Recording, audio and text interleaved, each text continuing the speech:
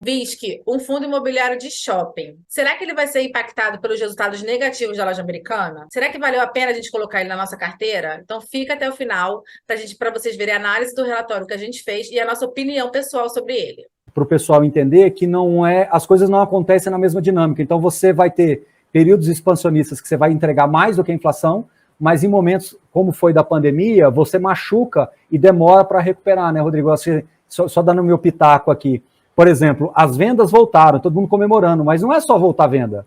Você ainda tem lojista que está esmagado ainda, que você está tentando recuperar, você está tendo um novo mix de lojas que está se amadurecendo, você ainda tem fluxo de estacionamento que ainda está em condições não tão favoráveis assim. Então, tem alguns pontos aí, né, Rodrigo, só para deixar claro. Com certeza, assim, o grau de complexidade de um shopping ele é muito maior do que de outros segmentos, porque você tem um equipamento com um número de locatários muito grande, você tem uma dinâmica de contrato de locação, que você tem um percentual do faturamento do lojista, e muitas vezes você tem um mínimo garantido, alguns contratos não têm mínimo garantido, então você está mais variável, você tem estacionamento, que é um fluxo totalmente variável, você tem a questão da taxa de ocupação dos shoppings, e normalmente os shoppings, a gente sempre olha ele do ponto de largada, como é que ele está e como é que ele vai crescer. Então, na pandemia, o que aconteceu? Aumentou a taxa de vacância dos shoppings. Essas receitas, ela conta duas vezes, né? Porque você abre mão daquela receita e a despesa operacional trazida por aquele lojista, né, que ele tinha que pagar um condomínio, etc., o empreendedor ele precisa aportar uma parte dela. A consequência disso é que se você voltar a alocar, você vai recuperando duas vezes também, né? Então você perdeu duas vezes, mas você recupera. Numa situação normal, os contratos continuaram sendo corrigidos por inflação, mas também vem a pandemia, a situação do lojista está frágil, você oferece descontos, né? Você permite que ele não pague, esses descontos também devem cair.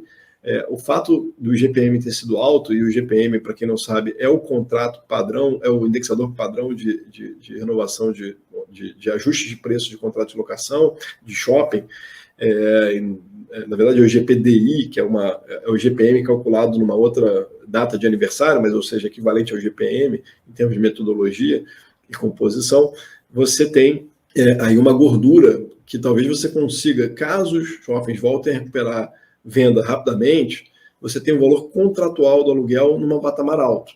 Então, o papel agora dos shoppings é o quê? É você recuperar a inadimplência, ou torná-la próxima de zero, e você começar a cortar os descontos que estão sendo feitos. Essas duas coisas estão acontecendo, mas não é do dia para a noite.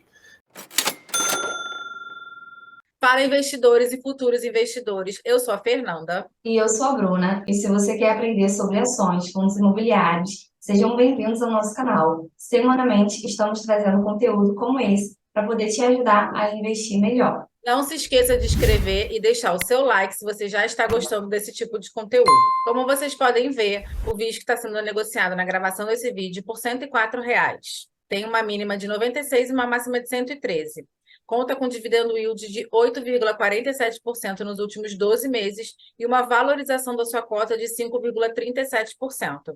Bem em contramão que a gente tem visto nos fundos de papel, né? Que a maioria está com uma desvalorização e os fundos de tijolos, alguns estão com valorização nas suas cotas. Ele tem um valor patrimonial de R$ 124,34, então ele está com PVP de 0,84. O que isso quer dizer? Que está sendo negociado com um desconto de 16% em relação ao seu valor patrimonial. Tem quase 240 mil cotistas, uma liquidez média diária de negociação de 2 milhões, mais de 2 milhões. O último rendimento pago foi de 82 centavos, dando um rendimento mensal de 0,76%. A data base dele é todo o último dia útil do mês. E nesse mês a gente recebeu em 14 de fevereiro os rendimentos. Aí, como vocês podem ver, o VISC ele tem uma distribuição constante dos dividendos.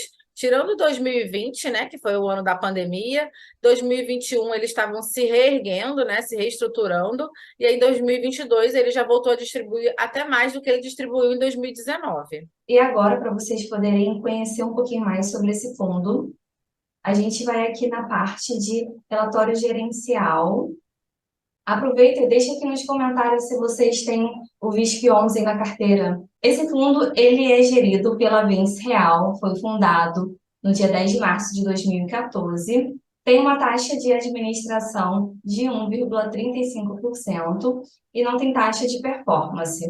Aqui na parte dos comentários do gestor, eles trouxeram aqui, né, o impacto das lojas americanas no portfólio do fundo. E as lojas americanas, ela está presente em 19 dos 20 shoppings que ele tem no portfólio e representa, em média, aproximadamente 2% da receita mensal nos shoppings nos últimos 12 meses. E para o mês agora de janeiro, o volume de aluguel que ainda está em aberto nos shoppings do portfólio representam aproximadamente 1% do resultado gerado. Ou seja, não vai ter um impacto tão grande das lojas americanas aqui nos shoppings do VISC. Isso porque o shopping eles possuem ali também outras lojas, então isso representa apenas 2% da receita. É importante frisar também que as americanas, a ocupação delas representa 4% da BL do fundo. Então, se eles precisarem sair, deixarem vacância, vai ser só 4% do fundo que vai ficar vacante, vai ficar com essa vacância, né? Então, até uma vacância pequena. E esse fundo está com resultado bem positivo, e isso acaba sendo refletido ali também no valor da sua cota, né? O fundo distribuiu em janeiro o rendimento de 82 centavos por cada cota, e ele encerrou o mês com um resultado não distribuído equivalente a 93 centavos por cada cota. Ou seja, ele está ainda ali com um dinheiro mesmo guardado, não distribuído, que futuramente ele pode estar distribuindo. Ele tem essa média recorrente aqui na distribuição dos seus rendimentos, ali na faixa de 70 centavos, só que em dezembro e em janeiro ele já está ali na faixa de 80 centavos, ali, né, mais ou menos por cada cota. Ele está com uma taxa de ocupação de 94,4%, e que isso aqui é muito bom, né? Significa que esses shoppings estão sendo ali realmente ocupados, né? E agora com a retomada, com o encerramento da pandemia, as coisas têm já se normalizado, a gente acaba vendo os shoppings muito cheios. E aqui, como vocês podem ver, né, o VISC ele conta já no seu portfólio com 20 shoppings distribuído em boa parte aqui do país. E a gente que está aqui, por exemplo, no Rio de Janeiro, a gente tem o Ilha Plaza, o Center Shopping, o West Shopping, Boulevard Rio, e assim, que são shoppings que não os mais tops de todos, né? Mas que são shoppings que têm uma boa estrutura, né? Que quando a gente frequenta, estão sempre cheios. Sim. E aqui vocês podem também estar vendo um pouquinho, né? Das fotos dos shoppings, a quantidade de área alocada. E como vocês podem ver, a gente já tem 3 cotinhas do VISC 11 com preço médio de R$ 102. Então, a gente está com resultado positivo nele, né? Se a gente fosse vender hoje, a gente venderia no lucro de R$ 5,99, mas não é nosso objetivo. Nosso objetivo é longo prazo. E aí, agora a Bruna vai falar qual é a nossa opinião em relação ao VISC. A gente colocou o VISC 11, né, na nossa carteira, porque a gente vê um potencial, principalmente nos fundos de tijolo, porque são fundos que acompanham de fato ali a questão da inflação. Então, quando a gente investe nesse tipo de ativo, o nosso dinheiro ele não vai perdendo valor.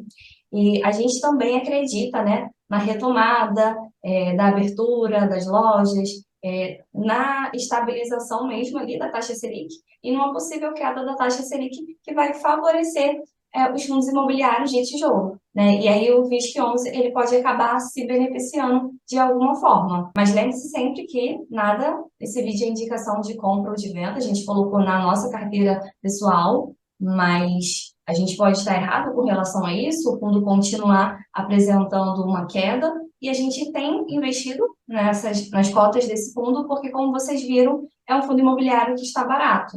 Então, gente, essa foi uma breve apresentação do relatório do VISC para ajudar vocês a decidir, né, na tomada de decisão, se vai colocar em carteira, se vai vender, o que vocês vão fazer. A gente não está recomendando nada, como a Bruna falou. E se você gostou desse tipo de vídeo, não se esqueça de dar o like, se inscreva no nosso canal, ajude a gente a bater a meta nos 1.200 inscritos e a gente se encontra no próximo vídeo.